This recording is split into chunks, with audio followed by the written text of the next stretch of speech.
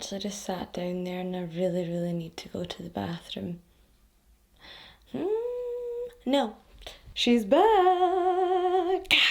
I've actually got a song stuck in my head, and I have done for the last few days. It's an LL Cool J and J-Lo song, and I can't fully sing it on here because of copyright reasons. But yeah, I think you'll all know what I'm saying when I say, "Proud is what you had, baby girl, I'm what you have."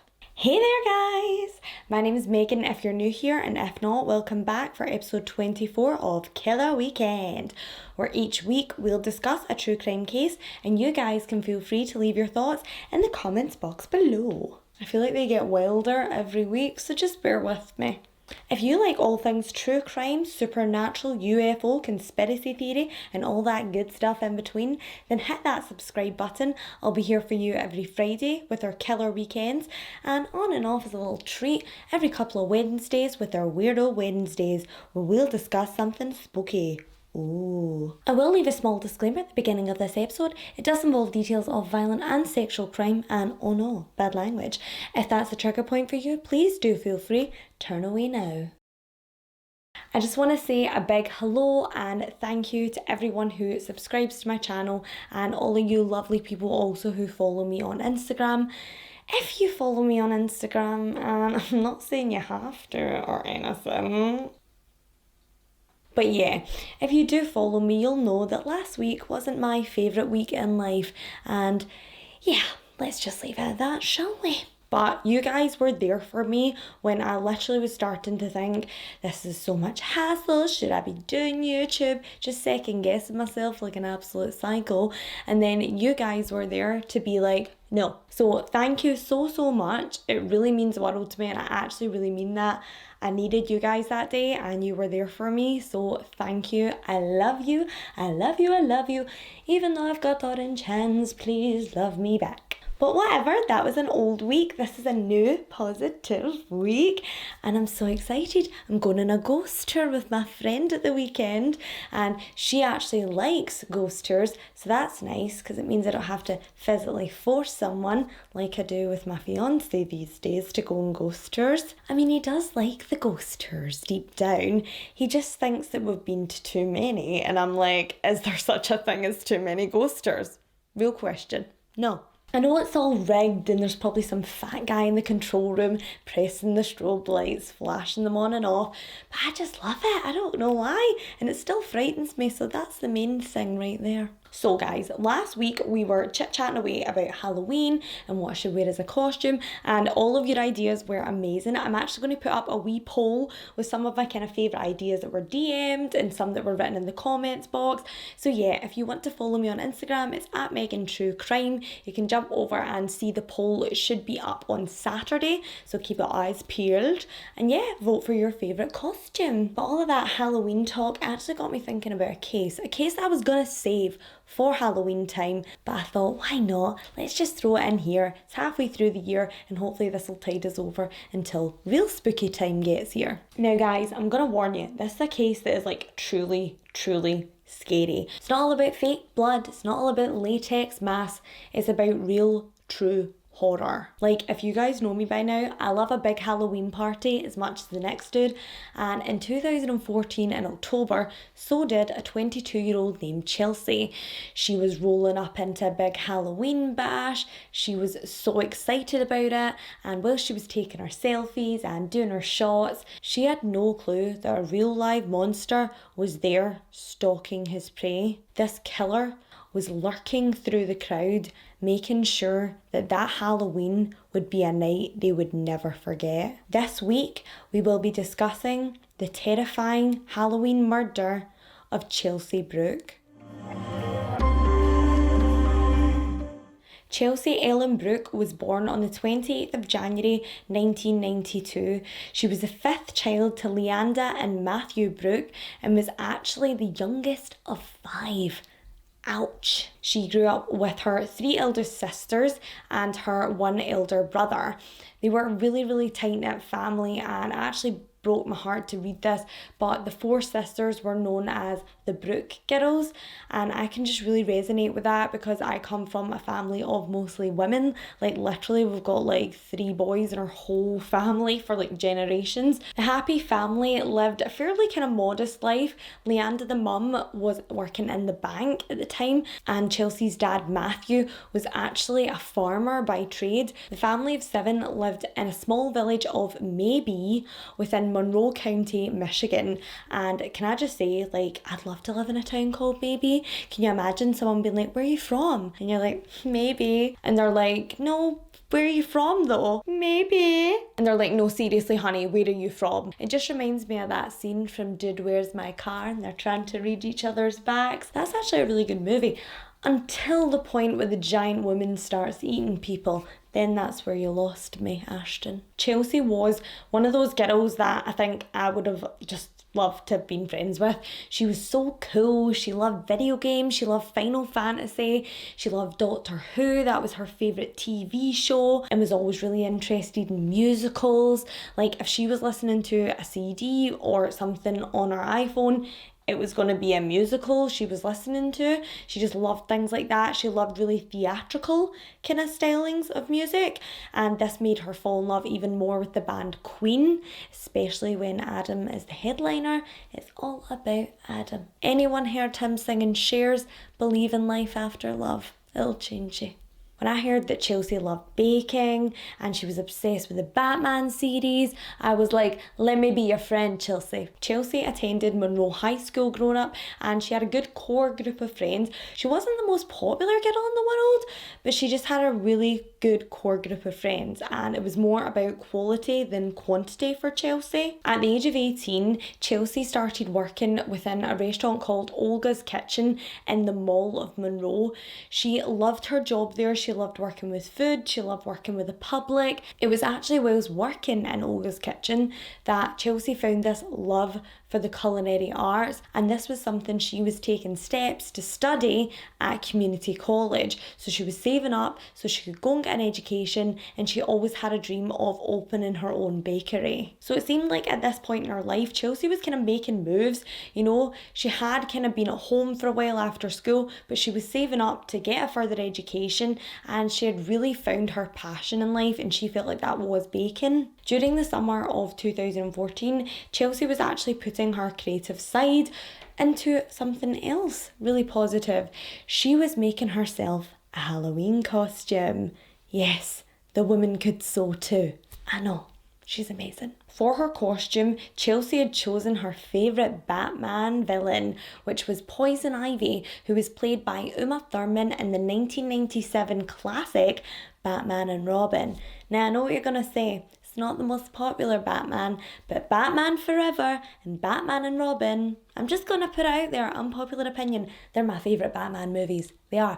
I love them. They're like the comic books. They're so colourful, and that's how Batman movies should be. Seeing Christian Bale with his top off don't make a movie good, folks. I'm just saying. I mean, it makes it better, but doesn't make a movie. For her costume, she got a leotard and actually painstakingly hand-stitched each artificial leaf onto the bodice until it was completely covered in fake ivy leaves. She then got a pair of tights, which she then stitched little leaves onto as well, completing the look. Now, I know you guys are thinking, you're probably thinking, Jesus, this is a lot of effort for a Halloween costume. I mean, she started back in July, but this wasn't just any Halloween party she was going to.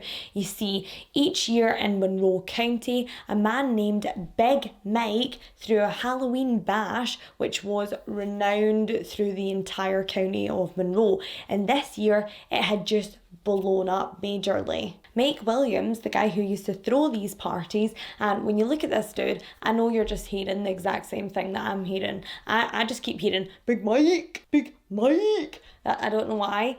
It's just in my head. I can't get it out of my head. So yes, Big Mike Williams, was actually throwing these parties on his mother's farm. There was a massive piece of land, and he would set up these tent poles, and 2014 was meant to be the biggest ever. It was going to have fire dancers, fire breathers, there was going to be a big bonfire, maybe some fireworks, and it was said to have been the party of the year. These parties would take place in Newport in Monroe, which was literally only like a 20-25 minute drive away from where Chelsea lived in Maybe, so it was super accessible to her and her friends, and she'd actually been to Big Mike's parties before, so this wasn't something new for her. However, like I said, this year was even more popular. It had been on Facebook and it had really blown up. Everyone was sharing it. And not only that, Mike actually spoke to local media about how crazy this party was going to be. And therefore, people actually travelled in from out of state to just attend this party. It was going to be insane. Like literally, just think like Great Gatsby, but a little bit more metal. That's kind of the vibe that it was. There was so many kind of metal bands, rock bands, including Big Mike's own band, which is actually Pickaxe Preacher. Love that name. The numbers set to attend the party were normally kind of like 250, 300, but because it had blown up so much on social media and then in the local media, it was more aimed at around kind of like 700-ish. So this is something that Chelsea would normally have kind of told her mum she was going to, but because it was said to be so busy, she kind of glazed over that fact to her mum and just said that it was just a small party. Obviously, hindsight is 2020 because her mother actually said that had she known the extent of the party, she would never have been allowed to go, 22 or not. She would not have been stepping foot over the door. You will see quite a lot of hindsight in this case, and yeah, it just makes it so much harder. 3 of Chelsea's friends who worked with her in Olga's kitchen actually attended the party as well. They were called Becky, Laura and Penny. Laura Taylor actually was the one to drop off Chelsea at the party, and because Chelsea was meant to be staying with one of the girls after the big bash, she'd taken an overnight bag and also had like her purse and her cell phone with her, which she left in the car of Laura Taylor because her costume did not have room for pockets, and also Poison Ivy doesn't carry a backpack. Like, that's just killing the vibe. So she left the bag in Laura's car. Speaking of Chelsea's costume, it was so impressive. Seeing it all together and everything like that, like, she looks amazing. Seriously, she has this like kind of like purplish red wig on. She's also got this really nice like red lipstick, this bold statement lip, and then not only that, she has a big jug, like one of those big jugs of wine, and she's covered the label with a new label that says Poison. Loving it. She's got a green glitter eyeshadow on. Like, Uma would have been proud. The 3 girls walk into the party and it's in full swing at this point. You know, there's bands playing. Mike's the front man at his own band, like I said, Pickaxe Preacher, and Mike and all his band are actually dressed up as the Teenage Mutant Ninja Turtles, just looking absolutely fly. It's so funny to just imagine them like rocking out to heavy metal whilst they're dressed up as turtles. But anywho, Chelsea's tipsy, she's having a good time with her friends, and it said that she had a couple of little vodka shots. You know, she's just enjoying herself. She's 22, she can live her best life. But as the night progresses on, the girls find out that there's going to be a big bonfire. So they start walking down towards where the bonfire is going to be, and Chelsea, a little bit tipsy, does not notice a low-lying beam. She smacks her nose off of the beam right across the bridge, and she's in quite a lot of pain. She's kind of a wee bit grumpy at this point. She says she wants to go home, her night's over, she's over it, and somehow the girls manage to persuade her with another little vodka shot that no, she wants to stay because they're not ready to leave yet. So therefore, the girls do stay for a little while longer, and they said that before long, Chelsea had kind of forgotten about her nose pain. Right before 1 a.m, one of the girls, Becky, actually leaves Chelsea on her own to go get Chelsea's things from Laura Taylor's car. So she goes to get like her backpack with all her bits in it, and she also goes to get her purse and her cell phone so that they've got everything that they need to travel home later that night. However, there was some kind of miscommunication about where the girls would meet When Becky returns from the car, she can't find Chelsea, she doesn't know where she's gone, and also she finds Penny, and Penny has no clue where Chelsea is either. So Laura, Penny and Becky, none of the girls have any clue where Chelsea's gone. And Chelsea at this point is stranded in the party with no phone, no money and no clothes for the next day. The girls run around kind of frantically for a bit looking for Chelsea, but at this point there's about 700 to 800 allegedly people in this party, so it's basically like a needle in a haystack. Everyone's dressed up, everyone's wearing wigs, hats. It's virtually impossible for them to find Chelsea, and they don't find her. Penny herself is actually a little bit older than the other girls. She's around kind of 32 at this point, and she has 4 kids. She's got to get up early, and this is around 1 a.m. now, heading into 1:30. So she's got to get herself home so that she can then get up in the morning and get the kids fed, get them washed, all of that fun stuff that comes with being a bit older and being a mum. Penny then decides to leave the party without Chelsea, something that she says will be the greatest regret of her life. Becky also kind of looks around for her, but she leaves the party as well. And even worse, she leaves the party with her phone, her money, and her overnight bag. Therefore, Chelsea is stranded at Big Mike's house with no possible way to get home. Now, watching the girls in the interview, I will just say this, they look heavily remorseful. But yeah, guys, I mean, don't leave your friends. I just can't. Yeah, there's not much I can really say about that being nice, if I'm honest. Moving on. The girls had kind of made out as if they knew that Chelsea knew people at this party. I mean, they weren't like her friends and she never went with them, but she would manage to get herself a ride home. However, Chelsea was seen constantly crying. She was walking up to people saying that she was abandoned by her friends. 6 times she used other people's phones to try and get a ride. She called Becky, she called Penny. Both girls said no because they had been drinking and they felt like it was silly to drive home once, but even more silly to drive back and get her whilst they were drunk. So 1 trip drink driving is fine. But 2, oh no, that's cheeky. It is important to say that during these phone calls, at no point did Chelsea call her mum, her dad, or any of her siblings. And it's perhaps hinted that she didn't actually know their numbers off by heart, and none of the party goers knew them. So therefore, their numbers weren't available to Chelsea the way that kind of like Penny's and Becky's were. And also, bear in mind, if she's kind of drunk, it might not just be second nature for her to ask one of the other girls to call her family members, and she probably wasn't thinking too straight. In a documentary episode by Dateline NBC, Penny, one of her friends who worked at Olga's Kitchen, the one who had 4 children, she does say that she didn't sound desperate on the phone, but yet again, there will be things that kind of conflict with this.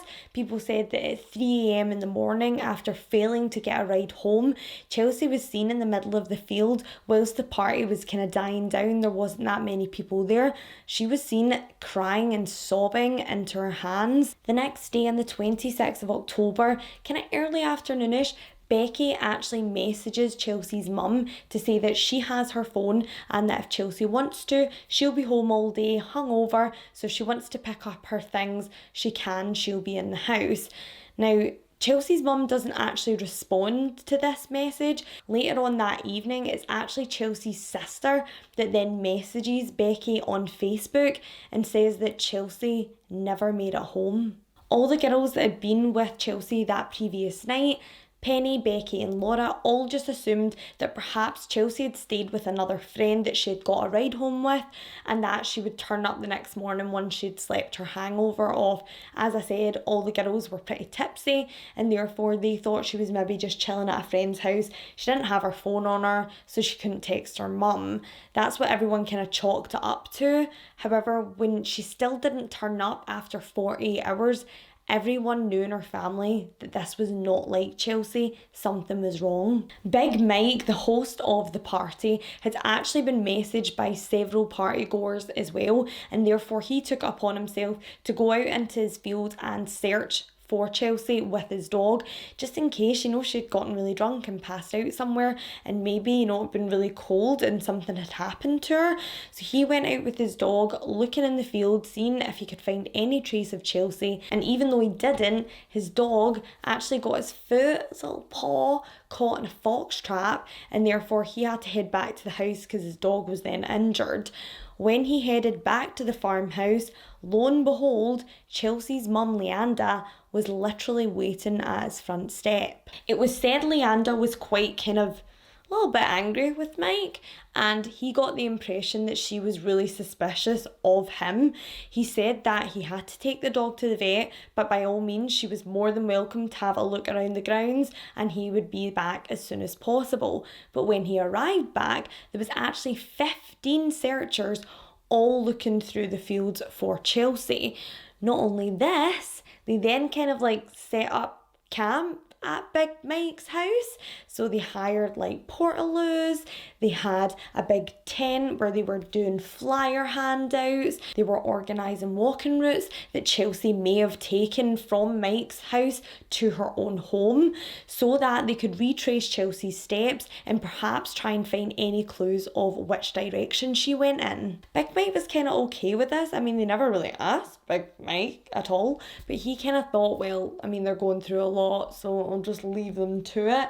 He didn't really want to step on anyone's toes, especially not Leanda's, as she was already kind of having an accusatory tone towards him, so he thought he would just take a step back and leave them to it. This didn't really help his situation though, and Leanda, Chelsea's mum, actually ended up full on accusing Mike. She even accused him, and this is not funny because obviously she must have been absolutely heartbroken. I'm not laughing at that, I'm laughing because it's really awkward, but she literally said, I'm sure he's got her tied up in his basement somewhere. I think he's got her in that house. And that's why he thinks that they were on the property handing out flyers and setting up walking trails, because he thinks they were ultimately trying to put pressure on him and make him feel uncomfortable enough to make a mistake. I think we all understand that Chelsea's mum would have been in a horrible spot at this point. She would have been so stressed, she just wants to find her daughter, and the last place she was seen alive was Big Mike's house. So therefore that's probably why it led her to just think that she must have been there, and it's better than the alternative of something else happening to her daughter. If she's tied up in his basement, it's better than what could have happened to her. Mike said this was a horrific time for him as well. He said that people were breaking into his house to try and look around for Chelsea when she wasn't there. He said he would wake up with kind of a whirring sound outside his window, and he would wake up to find drones literally peering inside his window as he slept. It was a total invasion of his privacy, and not so shockingly, the kind of helpfulness of Mike didn't really last that long. And not too long later, Chelsea's family also could feel the animosity, and they decided to set up their headquarters at a local unused bank where they would do everything they'd been doing before. They had t-shirts, they were sending flyers out, they also had big beautiful purple ribbons tied up all around town in order to jog people's memories of Chelsea and keep her name in the media. At this point, police were doing everything they could to help as well. They were helping on searches. They were also looking on the Facebook group Big Mike's Halloween Bash and seeing who had attended it on Facebook, who had said they were going on Facebook, and tried to kind of make a list of suspects through that way. But obviously it's like a needle in a haystack. There was so many people who attended that party in person who didn't actually hit that they were going on Facebook. There was said to be around 800 people there. Investigators were asking security guards at the party if they saw anything suspicious, but yet again, this is a Halloween party. There's fake blood, there's fake knives, there's costumes everywhere. It's so hard to pinpoint suspicious in this kind of environment. At this point, police kind of think their best bet and their best line of inquiry is Big Mike's actual farmhouse. It still hasn't been searched, and Big Mike's been quite a private guy about letting people physically onto his actual living property. And rightly so, it's his home. He doesn't have to prove anything to anyone. Literally, he just hosted the party. There was 800 other people there. Doesn't mean that he's done anything to Chelsea. And because there's already been this kind of mistrust between Big Mike and the family and the police, he actually rejected rejects their request to come search his house. And because he does this, they then come back a couple of days later with a SWAT team and a warrant to search the house. Big Mike said that they left it in absolute disarray. It was an absolute mess, and I can't help but thinking this was kind of the police's FU to Big Mike for actually not helping with the investigation in the first place and not allowing them to just search his home. Unfortunately, they find nothing in Mike's farmhouse, and leads begin to dry up until a young man told his mum when he'd gotten home from the Halloween party that he'd seen a girl wearing a poison ivy costume. He'd actually remembered this chat with who he thought was Chelsea because he's deathly allergic to poison ivy. And he was saying, oh, if you had real poison ivy, you could kill me. You'd be a real super villain. And he said that whilst he was talking with Chelsea, she was kind of getting emotional, saying that she had been abandoned by her friends, but there was a guy kind of standing over her, a taller guy who appeared to be consoling her when she was upset about being left by her pals. He said that this guy had a very distinct 2014 look, and he also helped police create a composite sketch. Now, when the sketch is released, I will say it's 2014, and this guy hardly stands out in 2014. Like, seriously, he could be about 3 of my ex-boyfriends. He's got the swoopy hair, he's got the piercing, he's got the big scarf. Yeah, he just looks like every member of the band The Killers. But anyway, so many tips came in from this one e-fit photo when it was released to the public, and I'm not surprised. Like I said, everyone looks like this guy, and police were starting to realise that yes, a lot of people had this appearance. I mean, literally, you could go into a Starbucks in 2014, throw a ball and hit 5 of these guys. That's what we're saying. Big Mike even suggested that a couple of members of the one band actually could have all been this guy, and that because he had heard Chelsea was a free spirit and a happy-go-lucky kind of gal, that she may have got into a van with these guys and just ran off.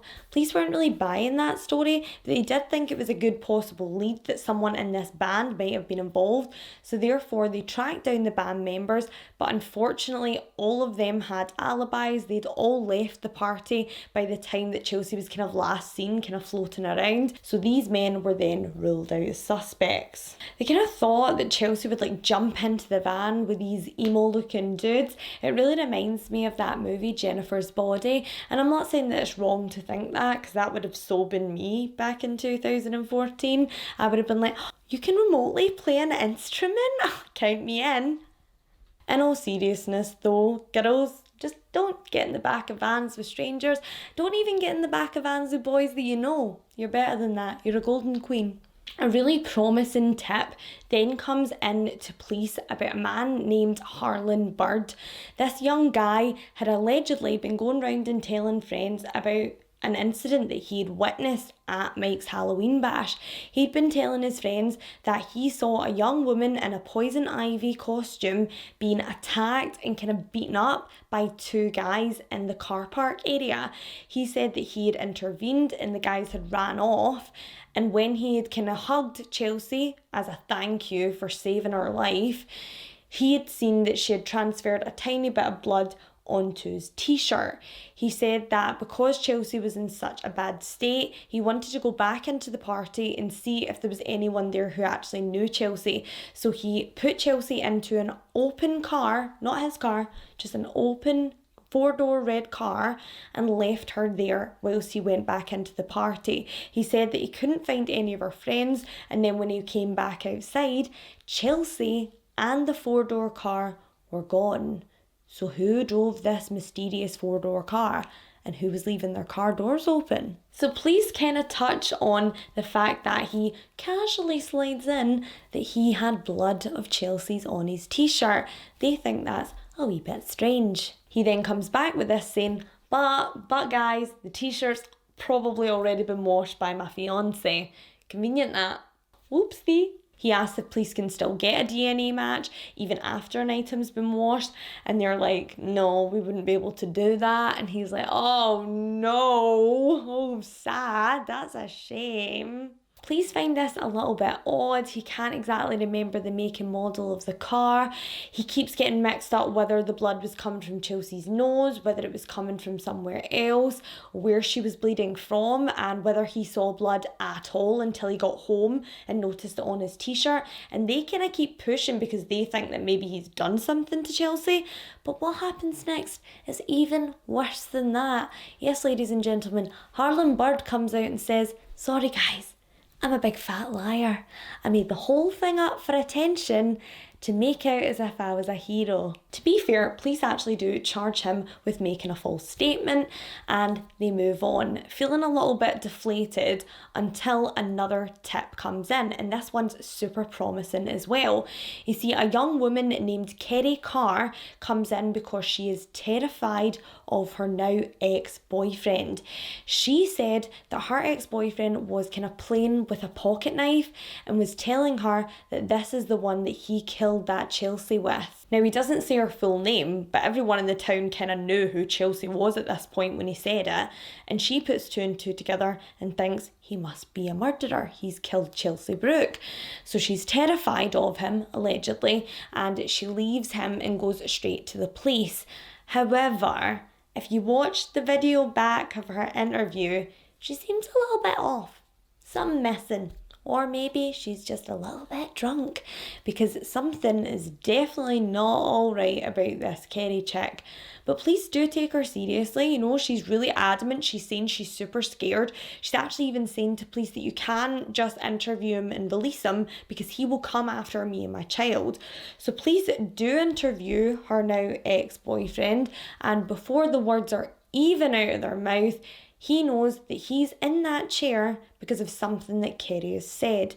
Because he says Kerry's a psycho and a pathological liar and that he's dumped her, and he knows that she's just a scorned woman. He's even got an alibi for the time Chelsea went missing, and he seems like a really sincere guy, and he actually seems really scared that something's going to get pinned on him. So therefore, police go back to Kerry, and yes, after a lengthy interview process, she finally comes out and says, "Gotcha, I lied, I made up the whole thing," and she's then charged for wasting police time as well. I mean, is there no arcades in this place? Nothing else to do? Maybe get a wee bowling alley in there, a little cinema, something, anything. It's such a shame, not only for police, obviously it's wasting so much time, but for Chelsea's family. Every time a lead comes in that sounds really positive, they're getting their hopes up, so they're on this yo-yo of emotions, which is just an absolute sin for them. Investigators, Chelsea's friends and her family are all trying to keep this case alive. They're holding vigils for Chelsea, praying for her safe return. Her mother's hosting so many events and speaking to the media, trying to keep her case alive, as is her older sisters. And it's just absolutely devastating that they just can't seem to find what happened to Chelsea. After several rumours of human trafficking in the area, even Chelsea's friend Penny, the mother of four who was with her that night, having kind of blamed herself for the fact that she never gave Chelsea a lift home that night, went around into the kind of red light district of Monroe County and started asking prostitutes if they'd seen Chelsea and if she'd perhaps been sold into a sex trafficking ring. This is something that is so dangerous for the mother of four to be even doing, but she said that she felt like she had to, and I do think that a big part of that was the fact that she blamed herself for her friend's disappearance. Christmas Day comes and goes that year, as does Chelsea's 23rd birthday on January 28th in 2015, and just when all hope kind of seems quite lost, a woman named Cheryl Retzlaff, mispronunciation, always my problem, sorry Cheryl. Cheryl is cleaning her property and she's got quite a big bit of land. She lives approximately kind of 2 miles away from Big Mike's farm, and she says that at the end of every winter she does kind of like a haul around the land to see what she can find. She says she's found cameras before, she's found unopened crates of booze before. So yeah, it's kind of like a little bit of swag for her and her husband. So she looks around the area, sees what she can find. She says that year it was mainly nothing, mainly trash, because she had waited a wee bit longer this year, and unfortunately anything good had probably been taken over the winter. So Cheryl's husband is like, what do you find? And she tells him, nothing much, mostly trash. I did find this one really random red shoe. And her husband's ears apparently go into high alert at this. And he says, Cheryl, do you not think that maybe those shoes could have been that missing girl that's been all over the news? And she's like, no. But they hand it in to police anyway, and detectives soon send a photograph of the red Mary Jane shoe found on War Road, and Chelsea's mum soon confirms that yes, that is Chelsea's red American Eagle Mary Jane shoe that she was wearing the night she went missing. The next month, in April 2015, two young boys are out scrapping in an abandoned building on Flat Road when they find something unexpected. Whilst digging around, one of the guys, Eric Kassab, finds what he thinks looks like an artificial plant. He then kind of unwraps it and sees that it's a female's leotard with lots of fake poison ivy leaves on it. He looks over next to the leotard and he sees a reddish purplish wig. He said that he then dropped the leotard because the red wig gave him the creeps, and his friend said, oh, we should take that because it looks so well made. Well, it should, because she spent about a year working on it. But Eric's like, nah, I think we should leave it. I don't think we should take that with us. It's not until the boys get home that Eric actually realises that the missing woman, Chelsea Bruck, was last seen wearing a leotard just like that and a red wig just like the one they found. He does start kind of panicking because he picked up the leotard and he knows that touch DNA is a thing at this point. So he starts freaking out thinking, oh God, I've touched this leotard. What if the police come after me because my DNA is now on this missing girl's clothing? So he does actually speak to his sister at an Easter dinner, and sister, can I just say bad bitch? His sister is a badass bitch because she is how every family member should behave when their family comes to them with something a wee bit criminal and a wee bit weird. Now, because the boys were scrapping, this is an illegal thing to be doing, so he was kind of worried about that, and he was also worried about them finding his DNA on it. But his sister turned around and said to him, this is a missing girl, they've still not found her, there's no evidence, and her parents will be wanting her to come home. If this can help them in any way, you need to turn it in. And if you don't, then I'm gonna. Her brother does take the ultimatum seriously and informs police of the leotard and the wig that he and his friend found whilst out scavenging that day. And thank God they did, because the crime lab are able to find not only DNA from Chelsea from her blood that was inside of the leotard costume, but male DNA from skin cells found on the crotch and the straps of the leotard. You see, this discovery wasn't all positive for the case because it left a dark cloud over Chelsea's family and investigators when they realised that the crotch of the leotard had been forcibly torn, as well as the top straps on the leotard as well. This led to so many questions for the family. Was Chelsea assaulted? I mean, if you've seen this place, I'll put a picture in. It's horrific. There's literally a scabby mattress on the ground. Was this where Chelsea lived her final moments? The young man who found Chelsea's clothing actually admitted a strange coincidence when being interviewed by investigators. He didn't attend Big Mike's Halloween bash, but his baby mama actually lived on War Road. Remember the road that Chelsea's shoe was found on?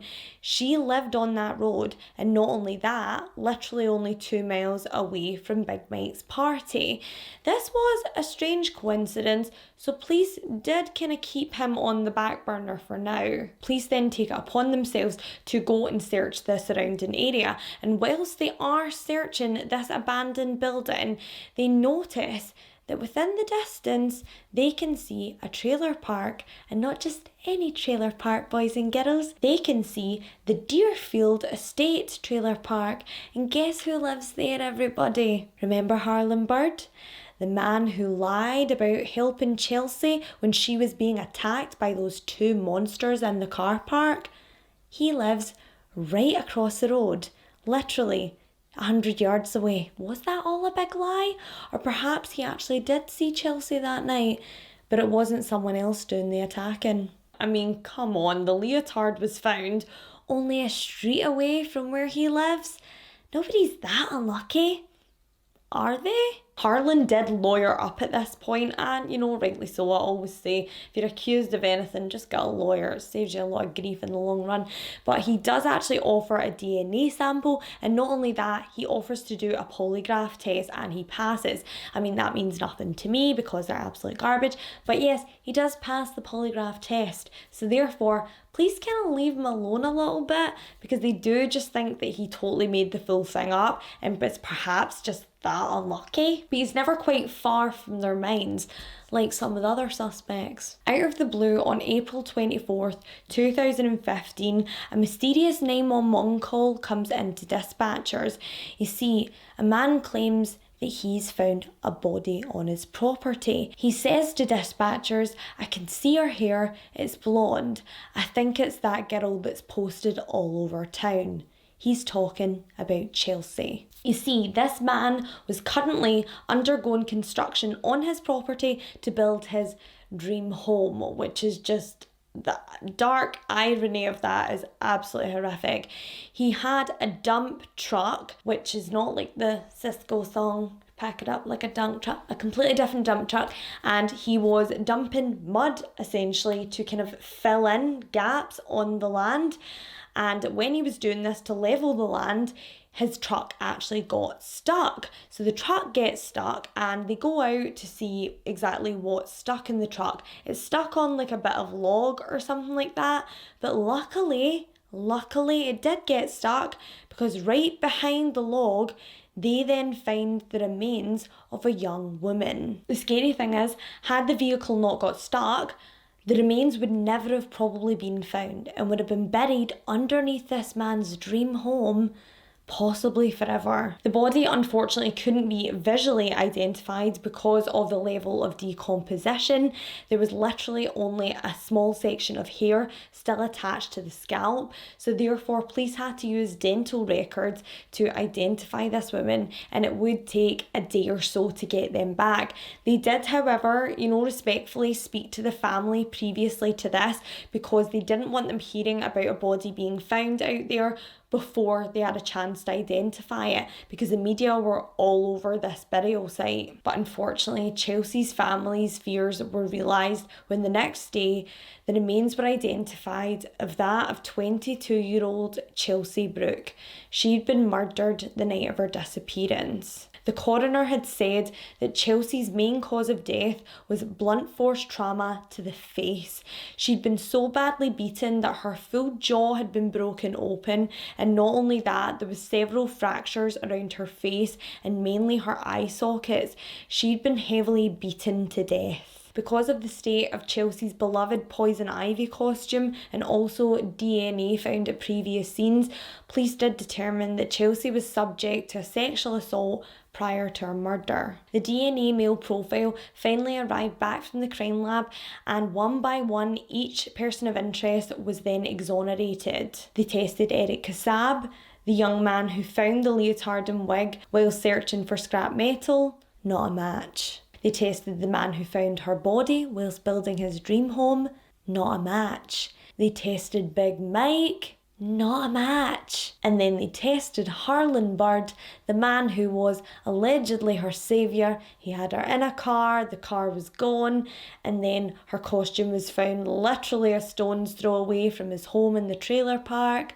But guys, he was also not a match. We were at almost a year down the line and police had never interviewed Chelsea's killer. On the 2nd of September 2015, the man who had found Chelsea's body on his property was also kind of doing some digging around the land, and he yet again found more evidence. He found the other left shoe that Chelsea was wearing that night, the red Mary Jane from American Eagle, and he also found Chelsea's tights. So therefore, police had everything that they needed, hopefully, to get this case solved. I mean, they had a lot at this point. They had a full DNA profile, but Chorus, the DNA database, had come up empty. There was no matches, which didn't mean that he wasn't out there. It just meant that Chelsea's killer was not a habitual reoffender. He hadn't had his DNA taken for committing a felony quite yet. The case seemed to be going down a really frosty route until, out of absolutely nowhere, an image of a party goer was put into the public media by the Monroe police.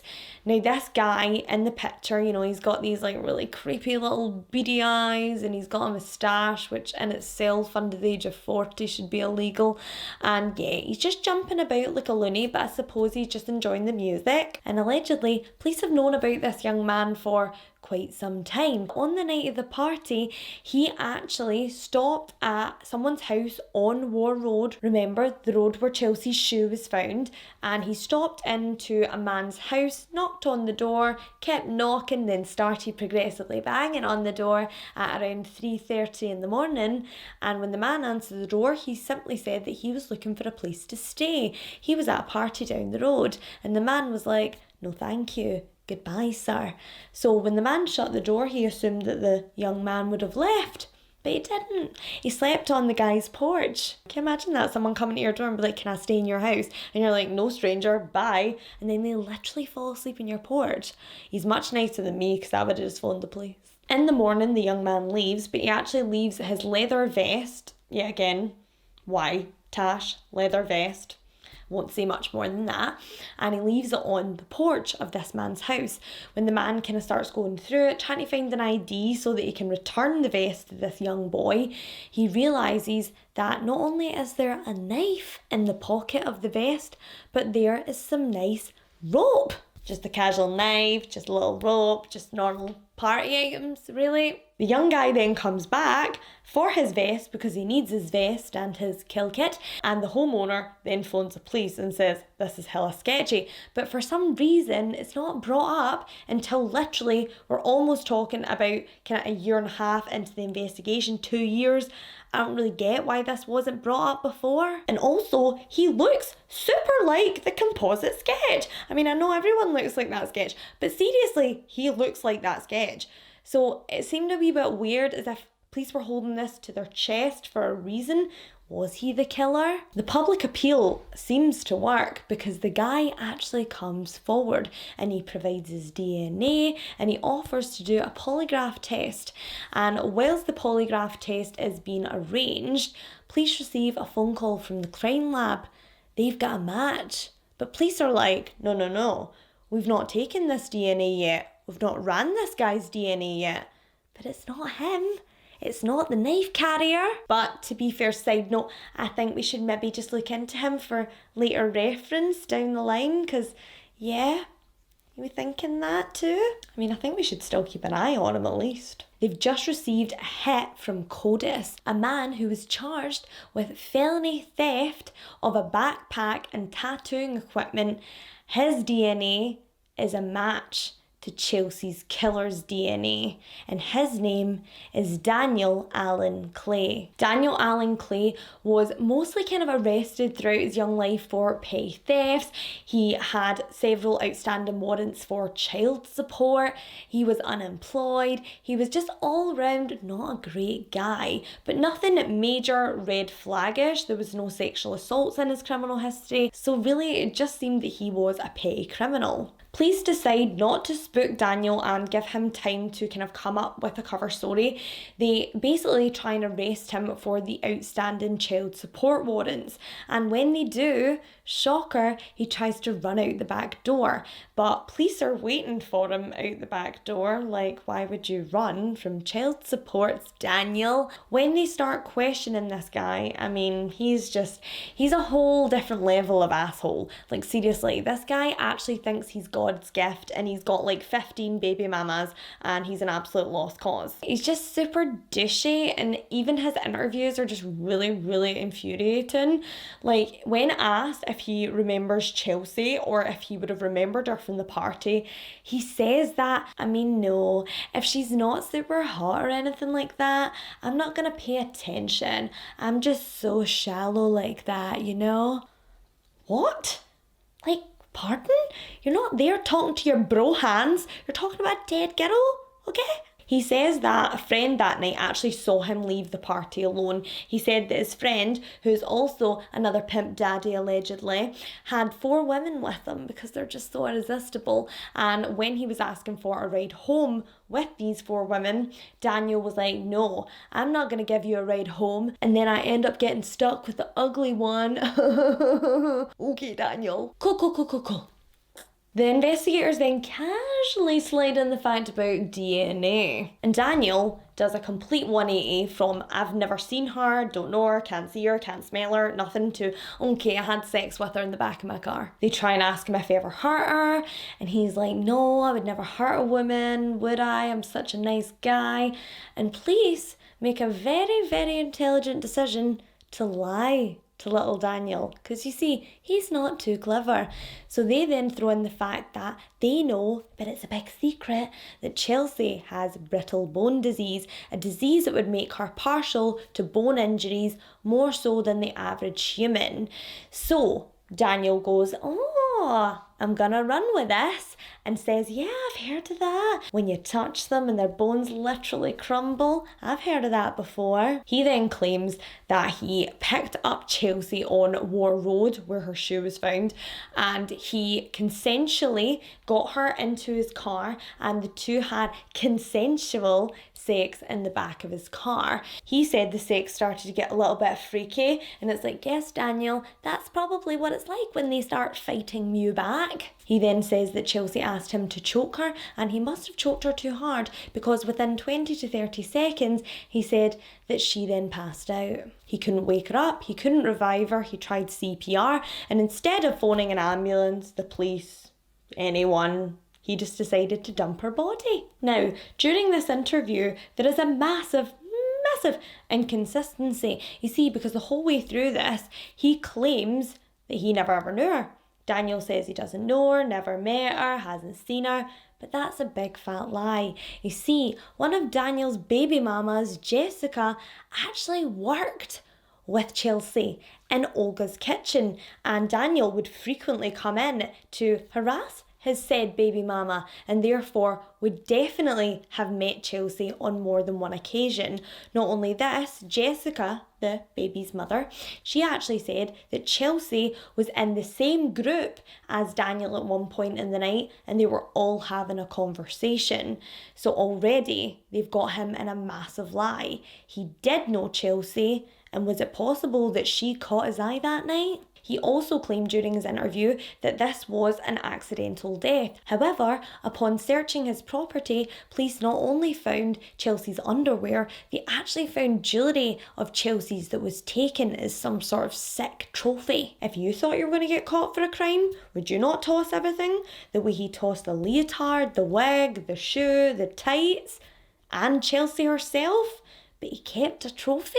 One thing Daniel couldn't explain is how her other items of clothing ended up scattered all over Monroe County, and this is something that he would never explain, not even in court. Upon receiving Daniel's confession that he accidentally choked Chelsea during sex, the police then admit that she doesn't have brittle bone disease and that she didn't even die of asphyxiation, so choking her to death would have been virtually impossible. She was murdered through being heavily beaten, and this is when Daniel breaks down. He calls two of his baby mothers and explains that he's sorry and that he's going away for a very long time because he made a mistake. When taken to trial, Daniel actually tries to pull the rough sex defence, which, if we've seen in the Grace Mullane case, it's basically an absolute cop-out defence that guys try to pull and say that they choked a woman within like 10 seconds, which we'll get on that later. But anyway, it's basically a way for the defence to totally attack the character of the victim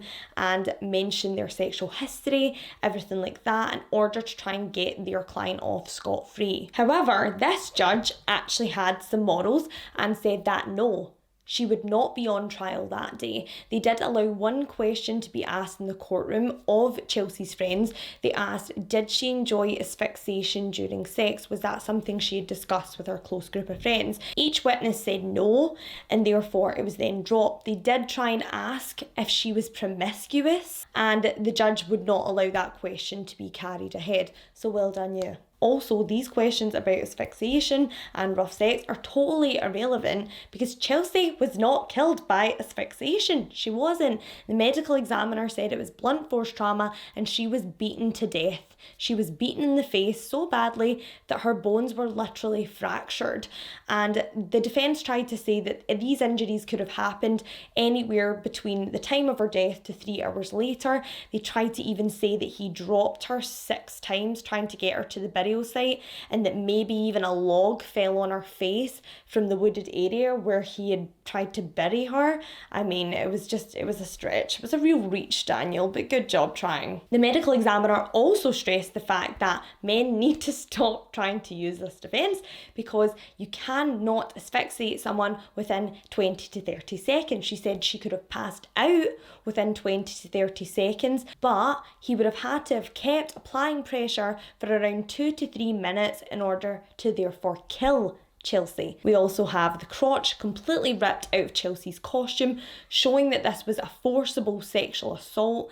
And not only that, there was blood inside Chelsea's costume, which showed that she was heavily beaten and bleeding when she still had the costume on before the sexual assault. Poor Chelsea's mother is sitting here having to listen to this monster say that he had consensual sex with her daughter when every one of her friends and her family said that Chelsea was a good, wholesome girl. She was a goody two-shoes and she would have never slept with this random dude. No one believed Daniel. He was cold, and when he was brought up onto the witness stand, he literally didn't even shed a tear or seem remotely remorseful for what he'd done. The jury saw right through Daniel's act and they charged him with felony murder, sexual assault, and concealing the death of an individual.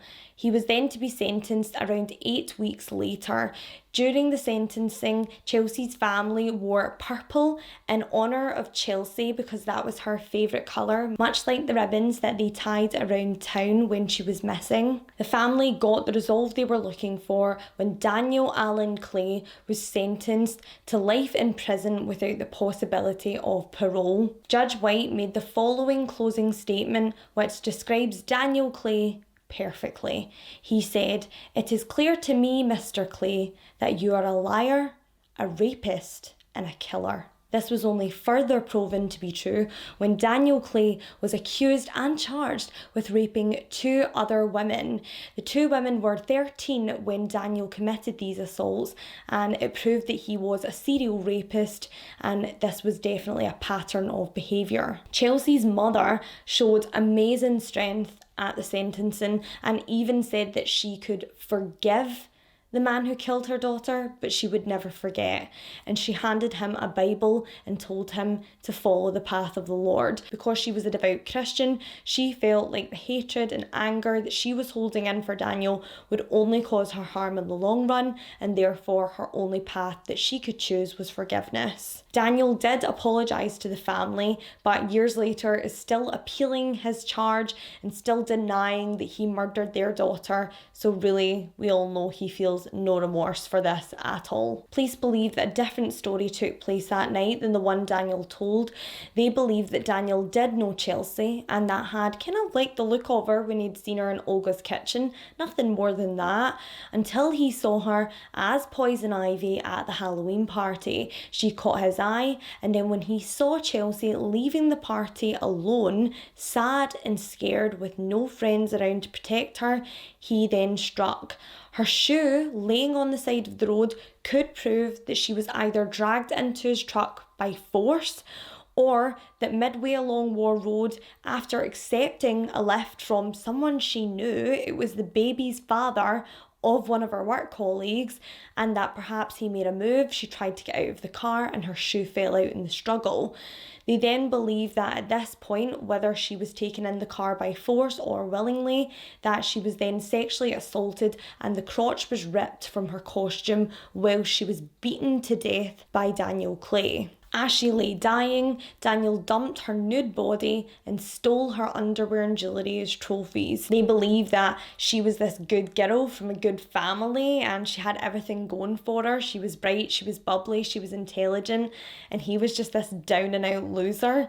And perhaps that rejection was enough to push him over the edge. He would never get a girl like that willingly, so he had to take her by force. Daniel has since tried to appeal his conviction in 2017, but his conviction has been upheld, and yeah, we all know he's an evil monster. I just hope he has a drop the soap moment every day in jail. Chelsea's mother and family have continued on in their efforts to prevent this from happening to another family, and her mother even speaks in high schools talking about night out safety. A really eerie fact about this case that I found so strange whilst researching is that on his right upper arm, Daniel has a tattoo of none other than the Joker from Batman. It's just so sad that on the night that Chelsea fancied herself as a mega villain, she was actually in the company of a real villain. I hope you guys liked this week's episode. If you did, please give it the old thumbs up. I love you guys so much. I've got so much exciting things coming up, so please keep your eyes peeled. Remember guys, if you like true crime and you don't find me too annoying, then hit that subscribe button. I'll be here for you every Friday and most Wednesdays. You can also subscribe to my personal vlog, Megan T. The link for that's in the description box below. Also feel free to follow me, not home, you weirdo, on Instagram at Megan True Crime. You can also follow me over on TikTok at Megan.truecrime. So my lovelies, from me to you, have a safe and happy weekend. Remember, don't talk to strangers, lock your doors. And this one goes out to all my ladies tonight. Don't go out and leave your friends alone at night. Be better friends. And if your friends leave you alone, get better friends. You don't need friends like that. See ya. I need a drink, sorry. These lights are super hot.